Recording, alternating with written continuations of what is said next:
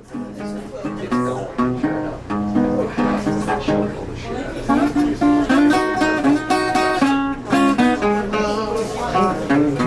So they dumped it all. So obviously we're in Memphis Blues. As you kind of go through this place and see some of the photos on the wall, and you see, some of these names, what does that kind of mean to you, or what do you think about? Yeah, well, I think like right away I seen Stevie, Yeah. Stevie and Albert King, and I think that was a big thing when I first started, with playing guitar and stuff like that. Seeing that on, I think it was DVD, it was pretty cool. A lot of inspiration from that. Another one was Muddy Waters on the wall over there, Robert Johnson, and I grew up kind of listening to them. Seen the movie Crossroads, so that's kind of how it got started, that kind of stuff. Yeah. Were you finding that you were finding a lot of that music on your own, or was that stuff that parents or people in your life were sharing with you? Yeah, I think Stevie was definitely through my dad a lot. He listened to a lot of Stevie Ray Vaughan. He always talked about him and things like that. So that was always kind of around my mind, I guess, And then Rolling Stones, things like that. And then through the Stones, I kind of learned about Muddy Waters and Albert King. I actually learned about Albert King through listening to Stevie. And so it kind of got that ball rolling, And I studied all the greats because actually my old manager, I got into some trouble and I was drinking or didn't show up or something like that. So he put me on probation. And part of that probation was I had to learn about every single blues artist that ever lived. Do an essay on it and kind of do that. That's how I got my schooling from. And when you were listening to those records, were you finding them on vinyl? Were you just streaming them? Were you pulling them off cassette? Were you listening to them? Well, the Rolling Stones, AC/DC, Stevie, a lot of that was on vinyl. It's in Alert Bay. It's kind of behind the times, just a little bit of a time capsule there. My stepfather just has a huge vinyl collection, record players, cassette tapes. So I just would dig through those on the weekend kind of thing. Yeah, so that's where I found most of these guys. Fabulous Thunderbirds was another one. What point were you able to kind of listen to the music and be like, oh, no, I want to pick up a guitar? I think that happened when I seen AC/DC live for the first time. Well, it was actually on VHS. It was live at Donington, I think 1991. And I just seen Angus running around doing his thing, Brian Johnson screaming his head off, and just this sea of people, and just the rush, everybody screaming, the energy, it's kind of like, that looks fun. I want to do that. Yeah. Then it just kind of took off from there. And did you have anyone in your life that was playing music? Was it something that was quite organic to go from listening and sort of jamming to understanding conceptually what's involved with playing music? Or did you figure it out on your own? It was kind of on my own thing.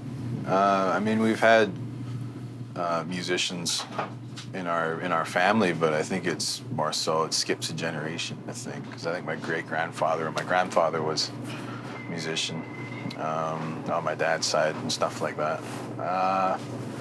Yeah, that's kind of how it went. I had an uncle. His nickname was T-Bone. Everybody still calls him that, but he plays drums. So that was kind of always there, but it was more so just hearing it around the house and kind of house parties and stuff. You see what kind of music gets people going and that kind of thing. You kind of see the energy that's attached to certain records and genres, kind of thing. So do you feel like when you're making this new record, do you find yourself trying to channel that same type of energy, or trying to pull from different places and put it into the record, or are you trying to sort of isolate yourself and do what you do? And how do you sort of find the approach of when you're doing this record and promoting it and waiting for it? This record was pretty interesting because when I was a kid, it was AC/DC all the way, because I got a rush from it and it was a lot of fun. And as I got older a little bit, I started to learn about Muddy Waters, Howlin' Wolf, Rolling Stones. I started to get more into that as I started to experience life a little bit more. Yeah, so this record, it's kind of all over the place that way, but it was written within a period of about 6 months. I think me and Parker Bosley started writing it about a year ago, maybe a little bit more. And yeah, that's kind of how it took place. I was just writing about my life experiences, really.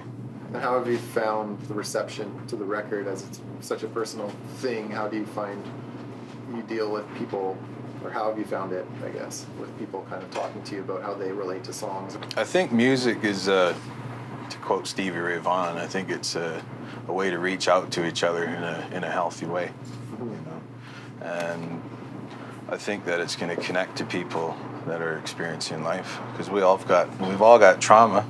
The guy in the suit, millionaire, billionaire, he's got trauma. Everybody does. Do you find there is ever any pressure not to play this genre of music? Style of genre of music? Yeah, when it came to the blues stuff, I mean, I felt it. You know, I really felt it on a deep level. Just with the lifestyle that these guys were singing about, you know, the hard times, losing your girlfriend, or, you know, infidelity, whatever you want to call it, that kind of stuff. You know, I really related to that, and so I really felt that first on a deep level, and I felt like when I kind of play that, you know, it was like an outlet to get that kind of stuff out, I guess. How do you sort of feel about where you're at now versus where you started when you first put the record together? Well, I feel like I'm in a better spot now. I was living pretty fast, pretty hard around that time. So, I mean, I'm a lot more present now, mentally. And yeah, I think just going into it is I got a lot more focus on kind of what I want to do, because before this last record, it was kind of it was a lot of fun to do. I mean, I was drinking a lot and partying and having a good time while doing it, but I feel like it was everything I already knew how to do was what I was laying down. I wasn't pushing myself, you know. I wasn't pushing myself. Really grateful for Parker for kind of seeing what I got going on and kind of going, here, well, let's try this. I think you can do this. So now that you've been on the road with the new record, how have you found it being on tour and taking the record around? I think, I mean, the whole thing is a surprise, really.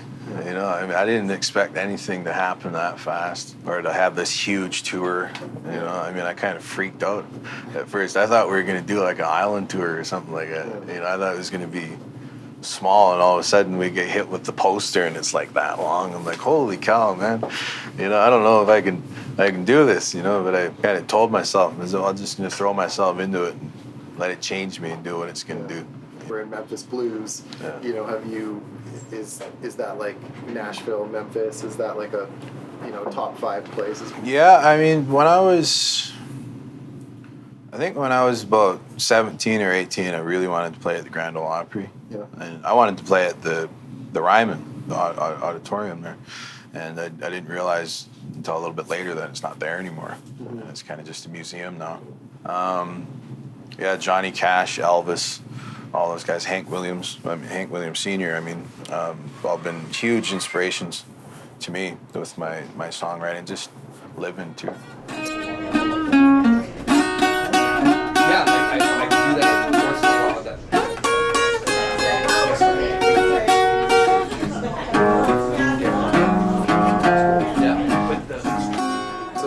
Next record, what are you kind of looking forward to? What's next, I guess?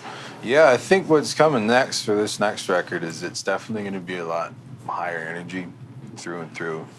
Kind of decided I want to do just a solid rock album that we can take out on the road. A lot more excited doing this next one. Like, I find when I'm recording vocals and stuff, like I get like an adrenaline rush and things like that. The guitar kind of took a back seat. It's all still there, but I'm not focusing as much on it. It's more the vocals, kind of pushing the range a little bit. Yeah. Will you work with the same Parker, and you'll work with the same guys? Yeah, Parker. Yeah, I work with Parker Bosley, and we're planning to record at Afterlife Studio again. Yeah, hopefully with Pool Hall. That'd be cool.